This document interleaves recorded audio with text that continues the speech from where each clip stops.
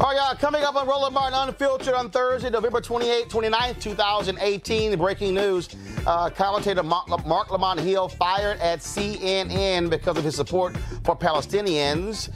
His comments have been called anti-Semitic. He says that is not the case. I'll give you all those details. Also, breaking news out of Alabama, prominent black lawyer Donald Watkins and his son have been indicted on fraud charges. I'll give you those details as well. Major pressure applied to U.S. senators that is going to keep Thomas Farr from a lifetime appointment on the federal bench. Senator Tim Scott is a no vote for the vote suppressor in chief. Also, gerrymandering is a huge issue all across the country. In Virginia, there's a plan to tackle it. We'll tell you about that as well. Plus, leadership conference on civil and human rights coming to the support of Color of Change, blasting Facebook for how they treated Color of Change, plus the treatment of African-American users and staff. Juanita Gupta, the president and CEO of the Leadership Conference, will be joining us right here on Roland Martin Unfiltered. In California, sheriff's deputies, they shoot and kill an unarmed black man with mental issues. Well, guess what? He lied about it. Now, his family has gotten a huge settlement. We'll talk with the mother and the lawyer right here on the show. Folks, it's a packed show. We're ready to go. Black, unapologetic, and unfiltered. Let's go. He's got it. Whatever the biz, he's on it. Whatever it is, he's got the scoop, the fact, the find. And when it breaks, he's right on time and it's rolling. Best believe he's knowing. Putting it down from sports to news to politics. With entertainment just for kicks, he's rolling. It's on go, y'all. It's Roland Martin, Rolling with Roland now. He's funky, he's fresh, he's real, the best, you know he's Roland Martin now.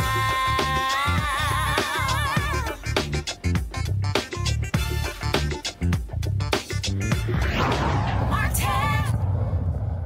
All right, folks, Dr. Mark Lamont Hill, of course, longtime commentator at CNN. He is out, fired today as a result of a speech that he gave at the United Nations in support of the Palestinian people. Mediaite is reporting that CNN, this is the quote from them, Mark Lamont Hill is no longer under contract with CNN. According to their story, Hill, and here we go to my iPad, please, Hill urged countries to boycott Israel in a speech on Wednesday, calling for a free Palestine from the river to the sea. It is that comment that a Jewish organization seized on. They say that is a phrase that has been used by Hamas as well as other anti-Israel terror groups, the phrase from the river to the sea. It implies, according to this story, the phrase implies the replacement of Israel by a Palestine stretching from the Jordan River to the Mediterranean Sea. Mark Lamont Hill disputes the characterization of his comments. This is what they have here, down here. He says, quote, I support Palestinian freedom. I support Palestinian self-determination. I am deeply critical of Israeli policy and practice. I do not support anti-Semitism, killing Jewish people, or any of the other things attributed to my speech. I have spent my life fighting these things. He also then tweeted, my reference to river to the sea was not a call to destroy anything or anyone. It was a call for justice, both in Israel and in the West Bank, Gaza. The speech very clearly and specifically said those things. No amount of debate will change what I actually said or what I meant. He then said, this isn't a case of throwing rocks and hiding hands. I genuinely believe in the arguments and principles that I shared in the speech. I also genuinely want peace, freedom, and security for everyone. These are not competing ideals and values. And so here is a portion of his speech. I'm going to go to it where he talked about it. So I read some of that. And then he later said in his speech, which we're trying to get some video, he says, contrary to Western mythology, black resistance to American apartheid did not come purely through Gandhi and nonviolence. Rather, slave revolts and self-defense and tactics otherwise divergent from Dr. King or Mahatma Gandhi were equally important to preserving safety and attaining freedom. If we are to operate in true solidarity with the Palestinian people, we must allow the Palestinian people the same range of opportunity and political possibility. If we are standing in solidarity with the Palestinian people, we must recognize the right of an occupied people to defend itself. We must prioritize peace, but we must not romanticize or fetishize it. We must advocate and promote nonviolence at every opportunity, but we cannot endorse a narrow politics of respectability that shames Palestinians for resisting, for refusing to do nothing in the face of state violence and ethnic cleansing. And again, as I said, he is, of course, longtime professor at several universities, author as well, has been a longtime supporter of the Palestinian people. Again, as a result of that speech to the UN on yesterday, CNN has chosen to fire Mark Lamont Hill. I did send him a text message to see if he will come on the show to give us his thoughts about being fired from CNN and his speech. Had not heard back from him, though. Right now, I want to go to my panel. Michael Brown, former chair of the DNC Finance Committee, and Julian Malveaux, of course, economist, president emerita of Bennett College. Also, Malik Abdul with the Conservative Federation. What's up, folks? Hey, how you doing? So let's talk about this, because here's the deal. Here's the deal. There have been a number of people over the last several years, even entertainers, who have been calling for folks to boycott performing in Israel as a result of what's happening with the Palestinian people. Many have criticized them for canceling concerts. We saw Ron DeSantis in the gubernatorial election rip into the Dream Defenders because they have the same position as Mark Lamont Hill on this. And so, your thoughts on this idea that because he said, and I'm going to go back to the quote here, from the sea from the to the sea. From the comment, I got it, guys. From the river to the sea. Mm-hmm. So, you mean to tell me, so what, those 6 words?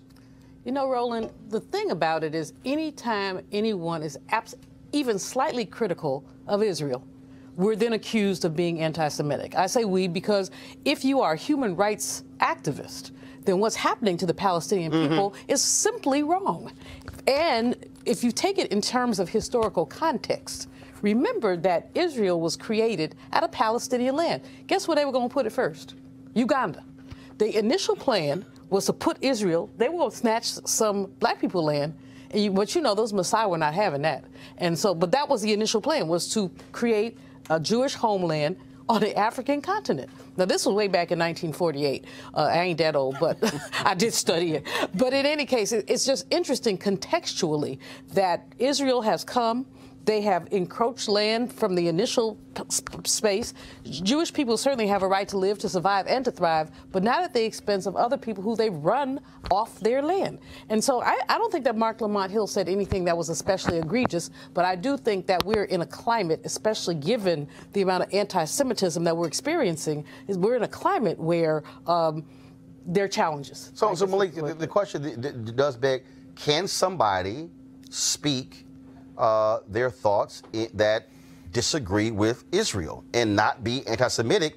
Can you disagree with what the Israelis do? Hey, well, you know, I'm the Republican on the panel, so as far as... What does that mean? The idea that people should be able to say things that others can misconstrue. In this particular case, we have the Jewish community. The Jewish community, they're the ones who's saying that his comments were anti-Semitic. We can debate whether or not they were. I don't think that they were. I don't agree with me? Well, of course. I'm sure I agree with you on a lot of things. But Mark Lamont Hill will be allowed to defend himself. Mark Lamont Hill will be given the benefit of the doubt that what he said was not anti-Semitic. Unfortunately, we live in a climate that does not allow that for for Republicans in general, but particularly black conservatives. I give him the benefit of the doubt that what he said was not anti-Semitic, in the same way that I give that same benefit of the doubt to Cindy Hyde-Smith. Oh, please. So, again, Mike Brown, when you see this, when you heard what I read his speech, and again, they're saying from the river to the sea, that's anti-Semitic. And again, CNN hasn't said exactly why they fired him, but clearly the criticism against his comments is the reason. Yeah, I don't know if I can put my toe into the debate on whether the comment was anti-Semitic or not. However, I want to stop what the doctor was talking about and co-sign with what she was talking about. In the environment we're in, everything you say has to be thought about. You have to think about it. It's a different time now, whether we like it or not.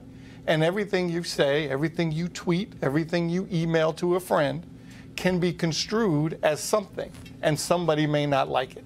So in this environment, whether right or wrong, you got to, kind of deal with the consequences of that. Now, again, I am not saying whether right or wrong, because I don't know, and we'd have to have a further conversation whether those 6 words meant what they mean to other people and whether they were offensive or not.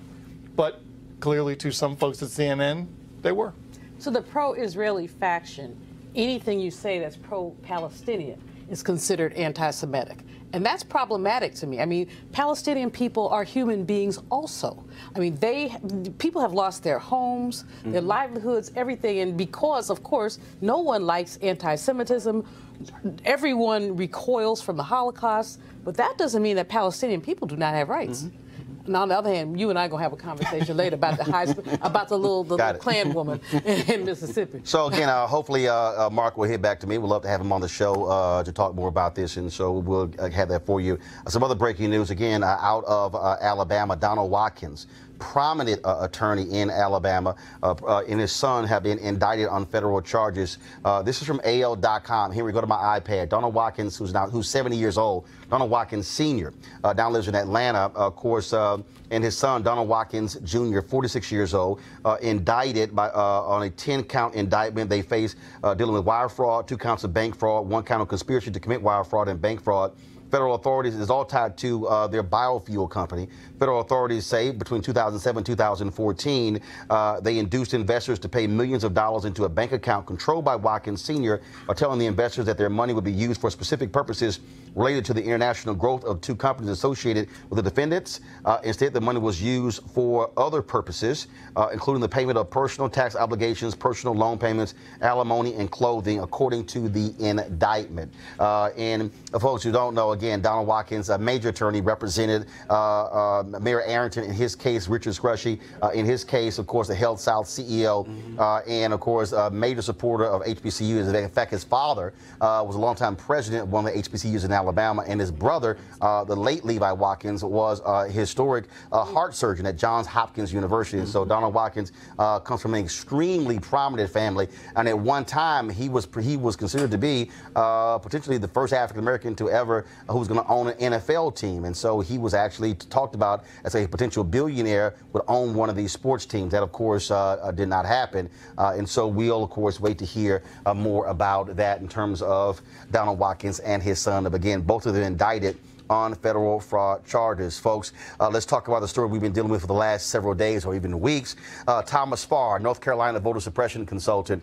Folks, he also was a lawyer for Jesse Helms' campaign. They're the ones who sent postcards targeting African-American voters and suggested they were not eligible to vote. Well, here's the piece. He was supposed to be confirmed today, or there was supposed to be a vote today on his appointment, but the vote has been postponed until next week. Now, yesterday, there was a vote to end cloture, which pretty much said we're going to end debate. And, of course, it was 50-50. Vice President Mike Pence broke the tie.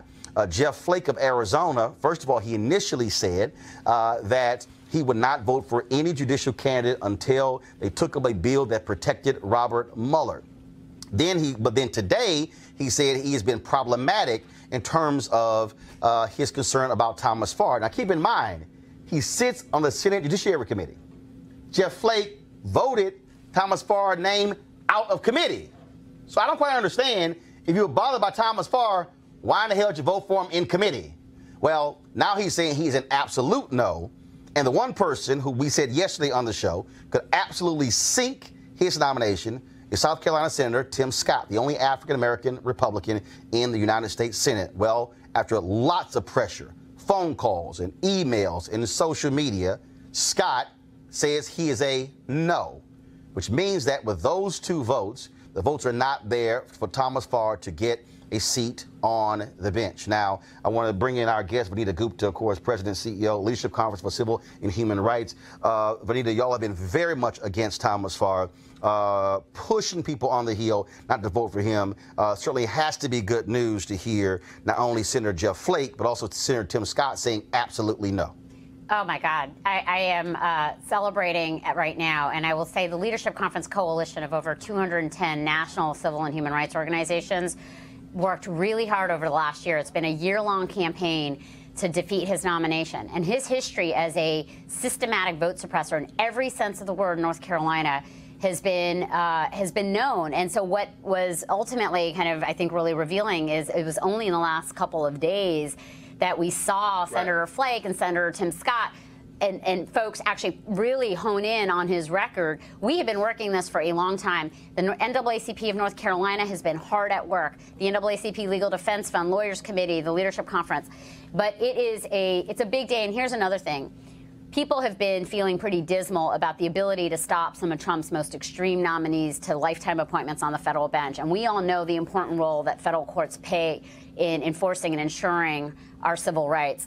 This was an example of what can happen when progressives and civil rights advocates mobilize and refuse to let go and reveal the truth at every turn about some of these nominees. Thomas Farr needed to be defeated, and today he was, and it's a big day. And not only that, look, this is a guy, first of all, this is a seat that has been held open the longest in the country. Like 12 Two years. black women were appointed by President Barack Obama. It was the two senators from North Carolina, both Republican, who would not even allow those two women to even get a hearing. And then, of course, Trump wins. Okay, guess what? Time to appoint somebody to the seat. This guy has had ties to white supremacists, and even some critics say he wasn't even truthful in his nomination hearing. But again, what amazes me is to see a Senator Jeff Flake say this now when, if you had done what you're supposed to do in the committee, it doesn't even go to the floor. Look, you're right. You're absolutely right. We saw this, though, with Ryan Bounds, the nominee to the Ninth Circuit, where he made it past committee, and then it was Tim Scott who kind of defeated him. It was the prior time. You're right. Senator Flake, saw religion and found it and probably read through the papers. Whatever the reason is, we'll take it. It has been, for too long, Republicans have not been putting country before party. They've been rubber stamping these nominees, some of whom really had either were incompetent to serve or had some of the most extremist views. And those folks are going to be affecting how justice gets rolled out for our children. And so today, the defeat of Thomas Farr, who has known ties to the white supremacists, who did mislead Congress about his own very kind of direct role with the Jesse Helms campaign in 1984 and 1990 in suppressing the black vote in North Carolina.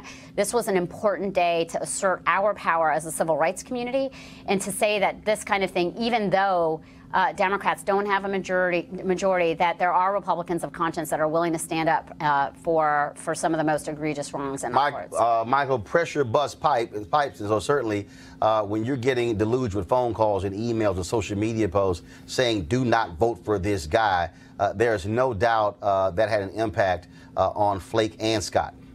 Well, first, congratulations. Oh, thank you. Lots of folks involved. No, absolutely. And I think, Senator Scott, and whatever, I certainly don't know him and don't understand his or know his politics, but sometimes you need to stand up for what's right.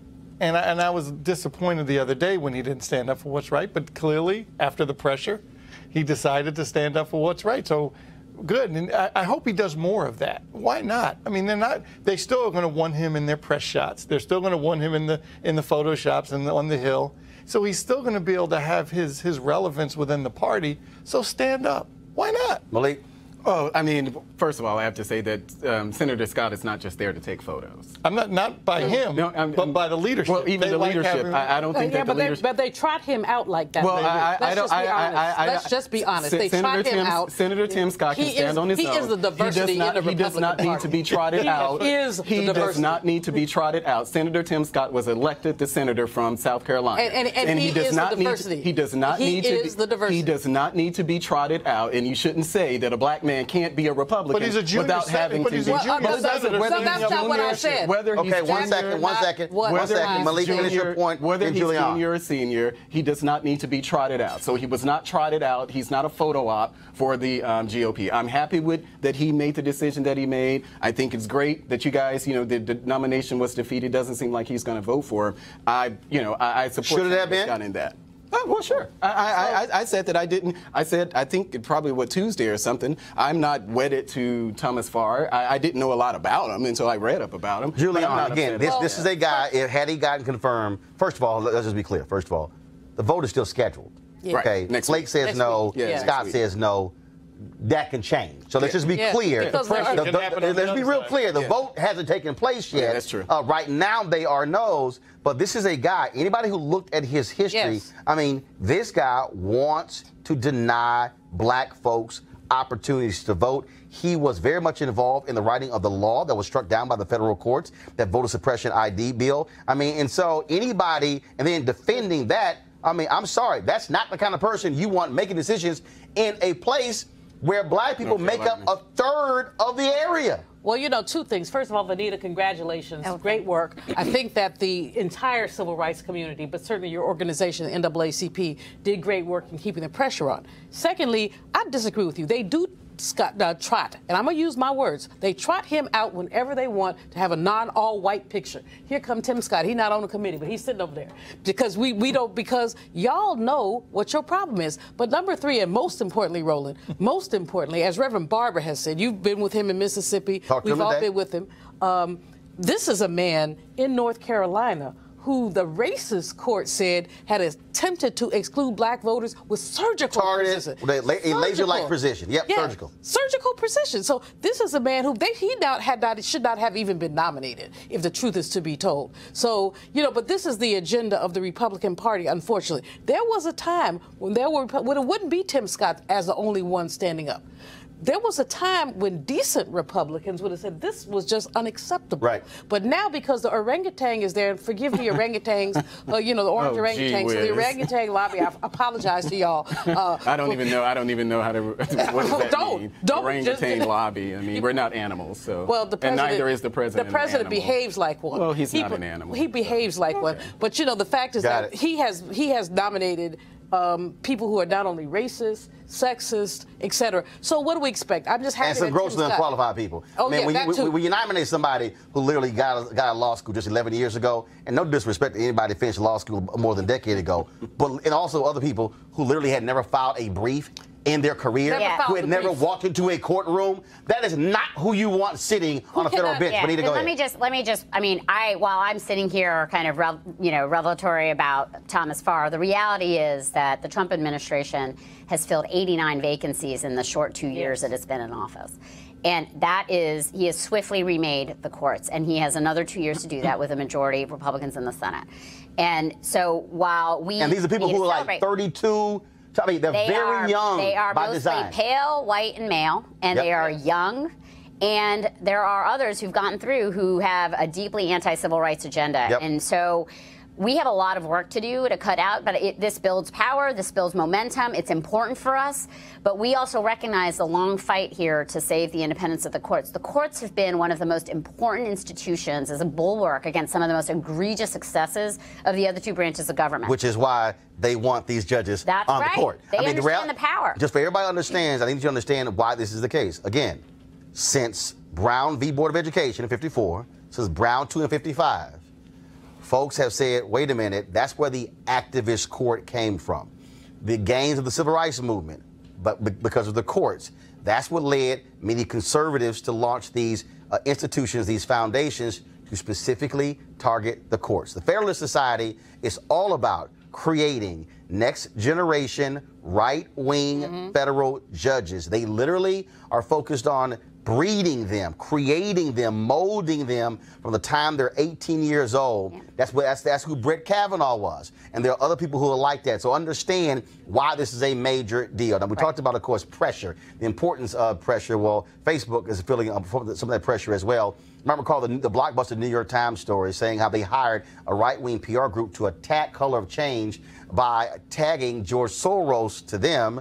Others call that anti-Semitic as well. Well, Leadership Conference of Civil Rights of Vanita's organization, they have joined forces with them, calling for immediate steps from Facebook to rebuild faith among its black employees as well as their users. They wrote a scathing letter to Facebook CEO and founder Mark Zuckerberg and the COO Sheryl Sandberg. Here's an excerpt. You have put your enormous corporate thumb on the scale in attempting to make civil rights a partisan issue, when in fact civil rights is and should be nonpartisan. Supporting civil rights means respecting the fundamental dignity and equality of everyone. Instead of articulating that view as a core value of your company when you announce the civil rights audit, Facebook has instead positioned itself as equally friendly to those who advocate for civil rights and to those whose political agenda is to undermine those very same rights.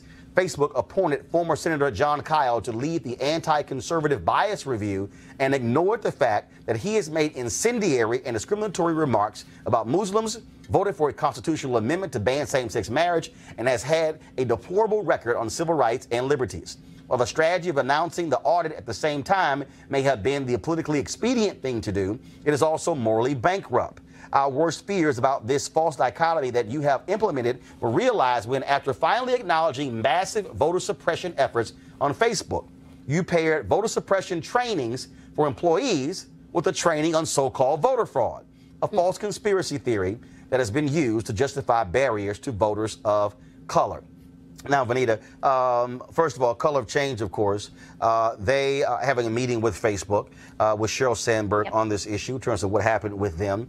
Also, we saw Mark Lucky, one of their employees, write a long piece before he resigned, sent to all employees in the company, talking about how they failed their black employees as well as their black users. When you look at again, I've talked about on the news front, all these news shows they've launched, not a single one is African American, not a single one black owned.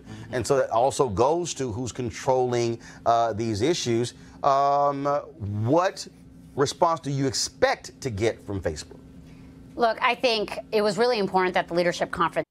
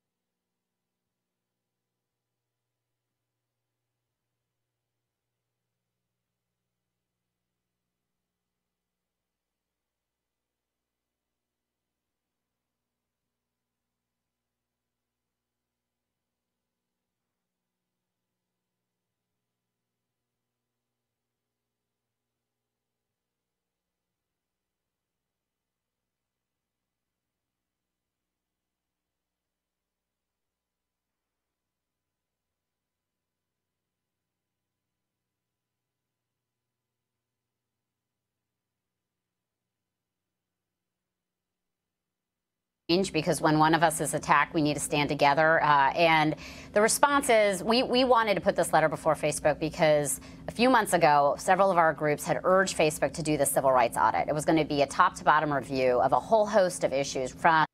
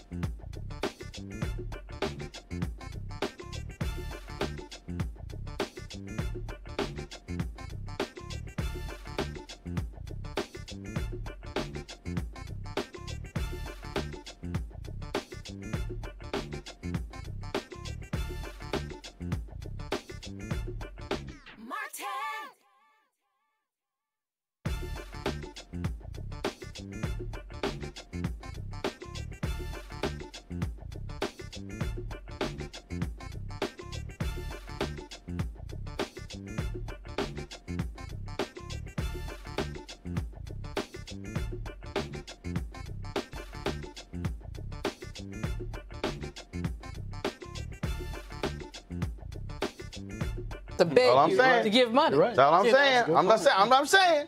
You send a check. Send a check. $5. At least send that. Well, but don't sit here and say you can't send nothing. Because when we go to foundations and corporations, the first thing they say is, what's your alumni giving rate? There you go. And so for the bells out there, it takes a bell to do it well, but you got to write it. All right, then. So, again, Bennett.edu. All right, folks, gerrymandering is a huge, huge issue. The Supreme Court punted on this decision when they kicked a case back to the lower courts. We saw, of course, in Michigan, where there's a ballot initiative where they created an independent commission. It's no longer in the hands of the legislature or the governor.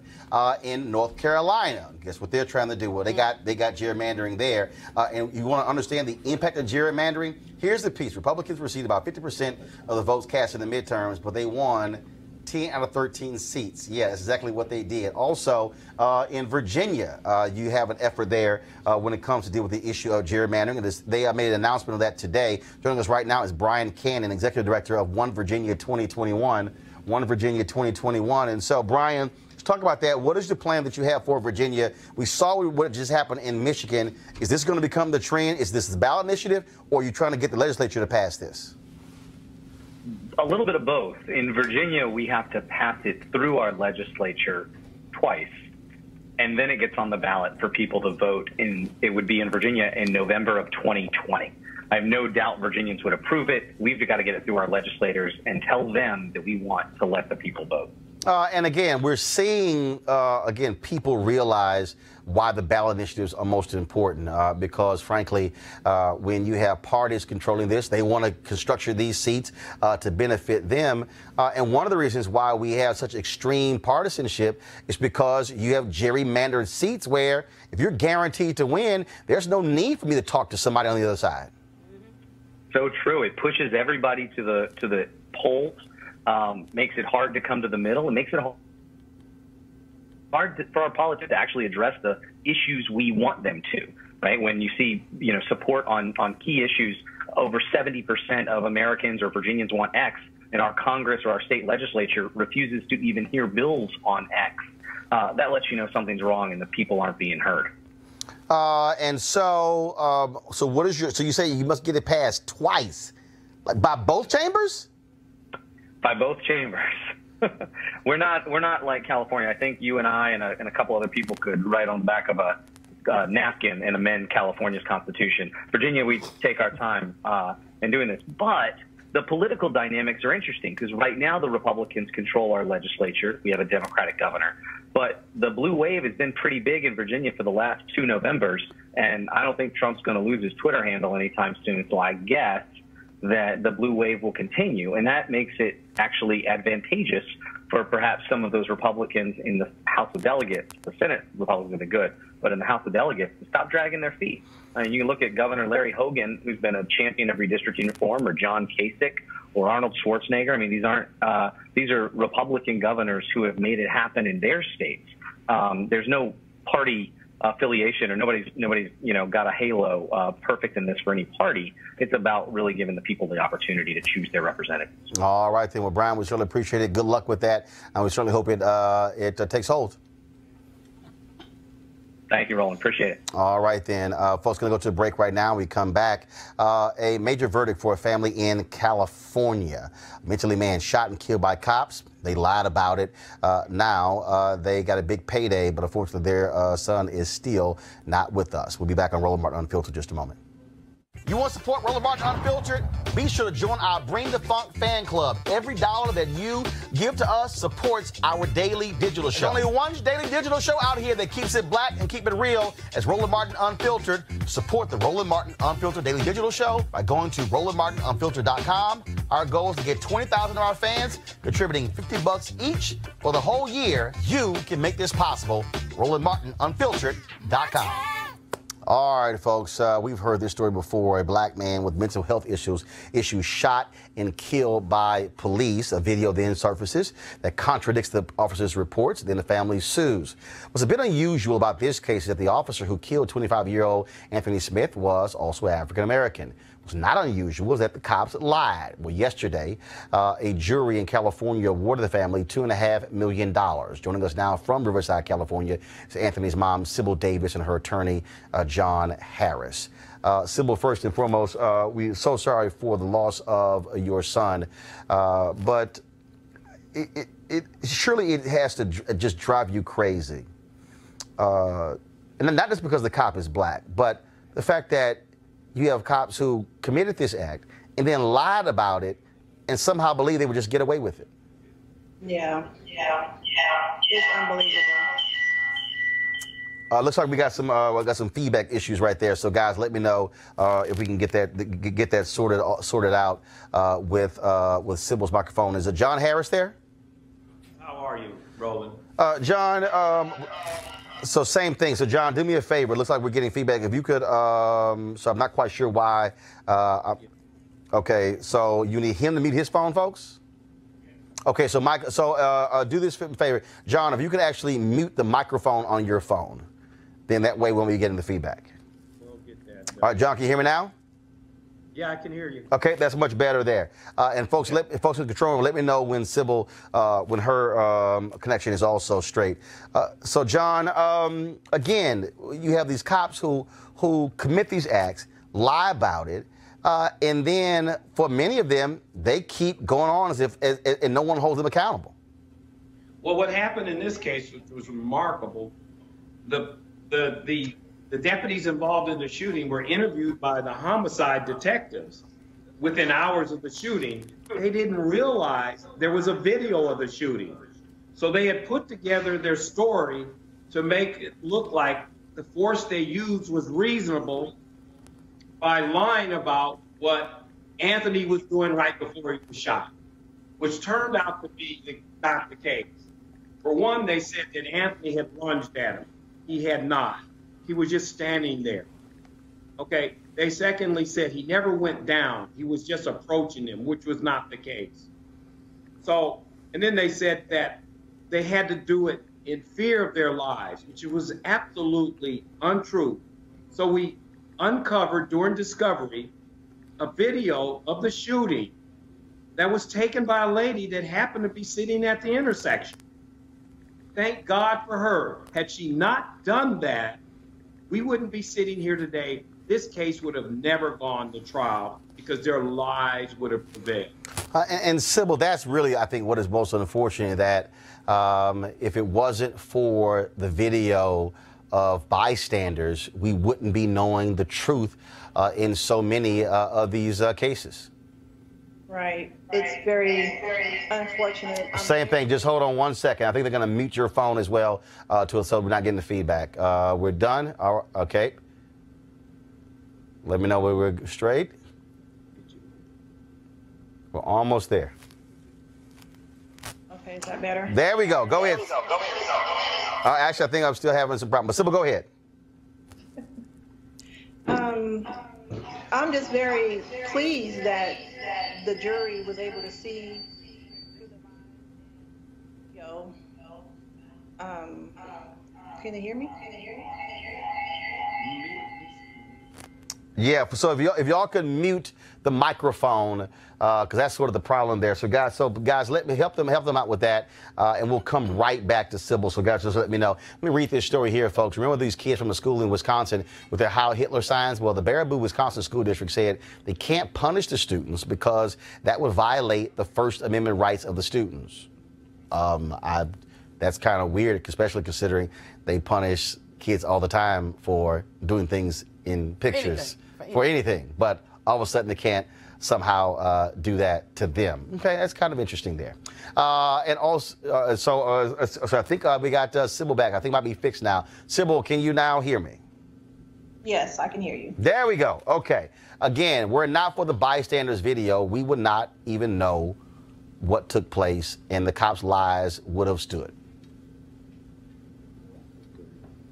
Yeah, if we didn't discover that there was a video, we probably would have never had a case. I'm very grateful that the video surfaced and the truth was able to come out. Did the police, they ever apologize? That was a very graphic video, I might say. We actually saw them take that last shot at Anthony, and he went down for good after that shot was taken. And frankly, that was the issue that the jury looked at. We said, look at that video and see with your own eyes what occurred on that morning of July 16, 2015. What happened to the police officer?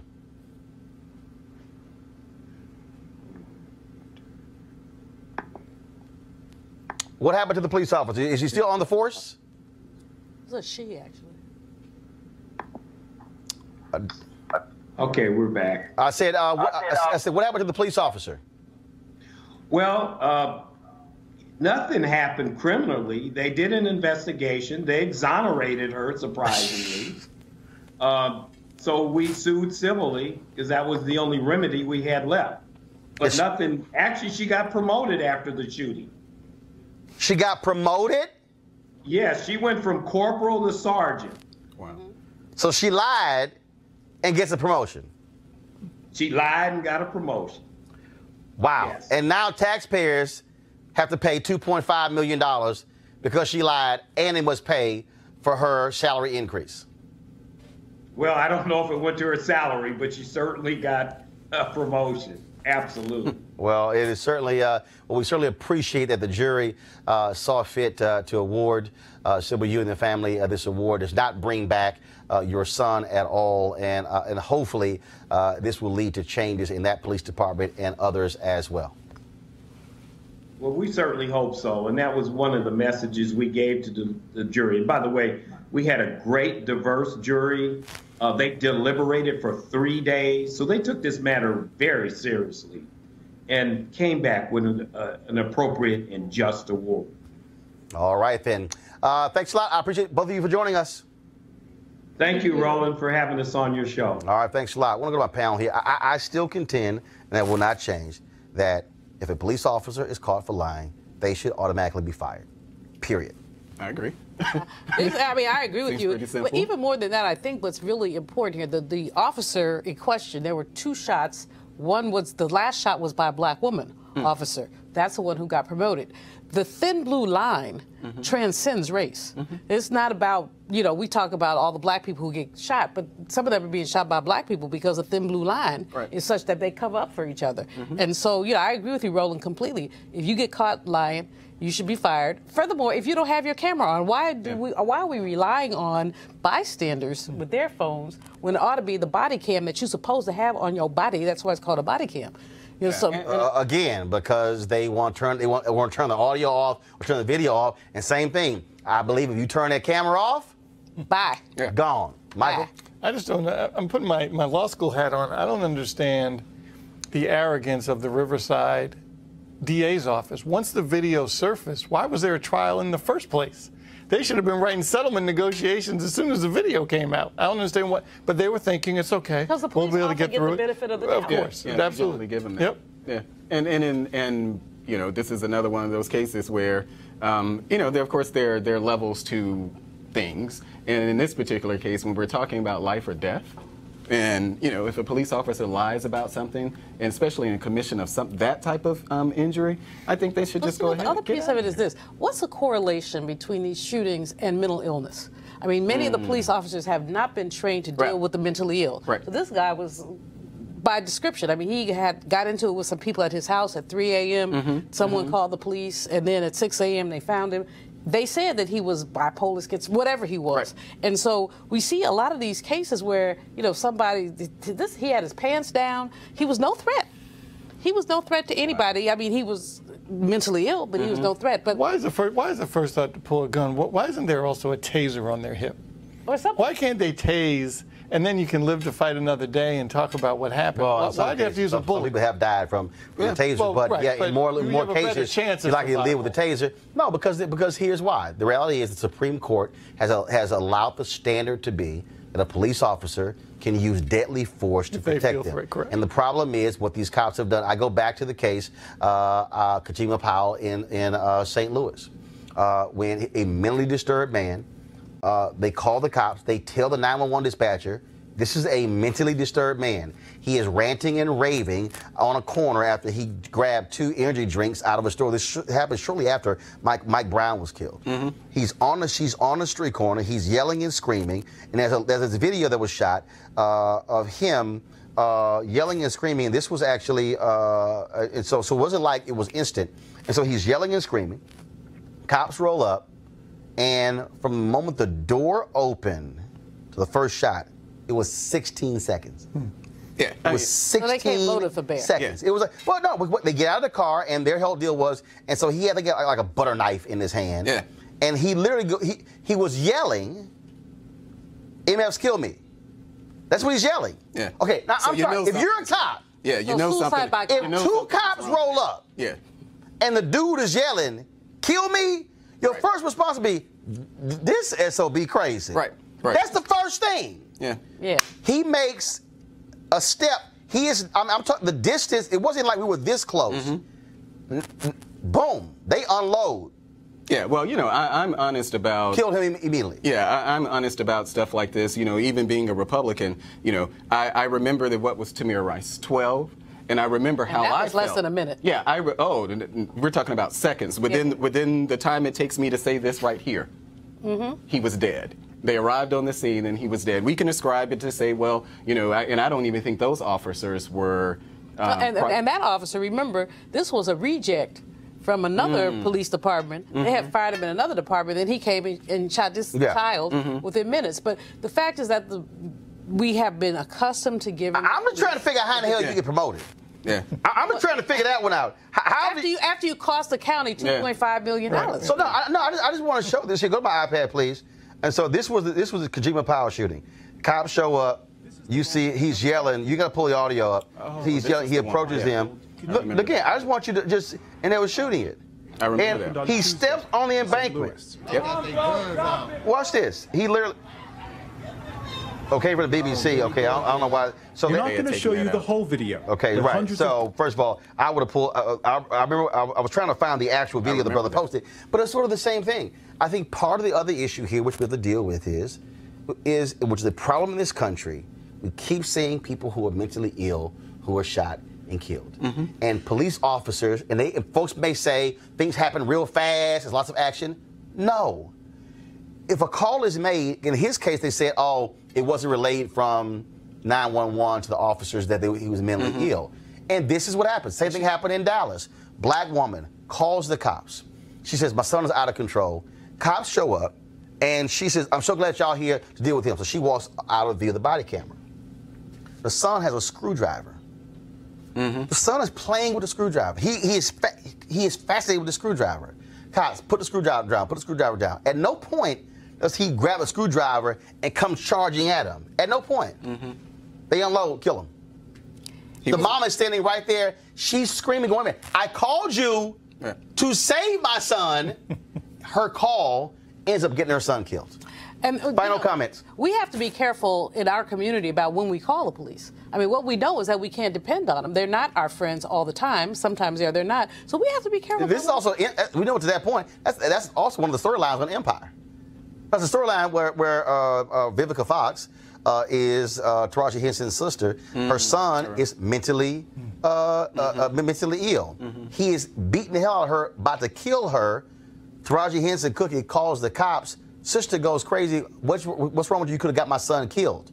Right. Well, because you know that, and because so many, I mean, the pieces of this for African American women often are that when women are victims, there's a you know, a dichotomy. Do you call the police and, you know, protect yourself and also put a black man at risk? There you go. Absolutely. All right, folks, real quick. Vandals have defaced a Black Panther mural on Crenshaw Boulevard in South L.A. with swastikas. Of course, here's the mural right here. And trust me, they catch them fools. You know what's going to end up happening to them. But hopefully that happens as well. All right, folks, we are done for today. Several things tomorrow. Rashad Robinson, Color of Change. He is going to be joining us on the show to talk about their meeting with Facebook. Also, Bowie State, I'll be talking with their president on the show tomorrow as well. Plus, an expert, HIV and AIDS with women from Morgan State is going to be on the show. And she's talking about the reason why a lot of young folks don't want to get tested, because what her research has shown is they're saying, I got more things that I'm concerned about than that. And it really deals with, again, the thought process of so many folks. And also, Constance White, of course, the former editor of Essence Magazines, has this amazing book on black folks in style. We're going to have that on the show tomorrow as well. So we're going to have a fantastic show for all of you tomorrow. Want you guys to check it out. Want to thank Michael. Want to thank Julian. Want to thank Malik. Malik, trust me, go on by that Hennessy. Julian be right there. It's all good.